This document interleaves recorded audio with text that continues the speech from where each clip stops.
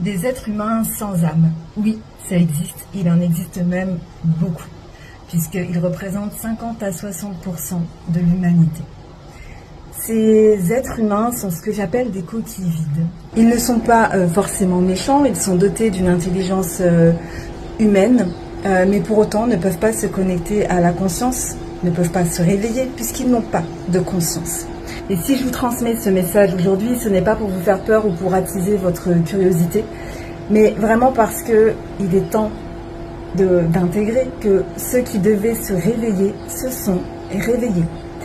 Les autres ne se réveilleront jamais.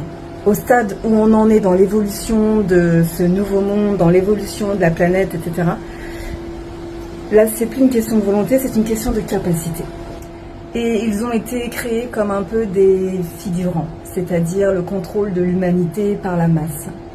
Alors effectivement, il est possible de les incorporer, il est possible pour certaines races, en tous les cas, je dirais, involutives, de les incorporer et de les manipuler comme ils souhaitent. Mais il n'y a même pas besoin parce que ce sont des êtres humains qui de toute façon sont facilement manipulables. Et quelque part, ils ont été créés pour ça, pour le contrôle de la masse humanitaire. Parce que comme ils sont très nombreux, ceux qui sont dotés d'une âme vont très souvent se laisser influencer finalement par la masse.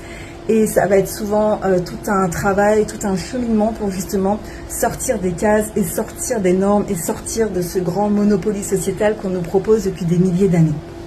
Arrivé à un certain niveau de fréquence, il ne rentre plus dans votre champ de proximité. Oui, vous allez en croiser, en voir tous les jours. Je vous dirais, ne vous prenez pas la tête à savoir qui a une âme ou qui n'en a pas, ça n'a aucune importance. Ce qui est le plus important, en tous les cas, là pour tous ceux qui sont dans l'entrepreneuriat spirituel, c'est d'arrêter d'attendre des personnes qui ne se réveilleront jamais, d'arrêter d'attendre des personnes qui n'entendront jamais et de vraiment œuvrer pour ce nouveau monde, d'arrêter d'œuvrer pour l'ancien monde.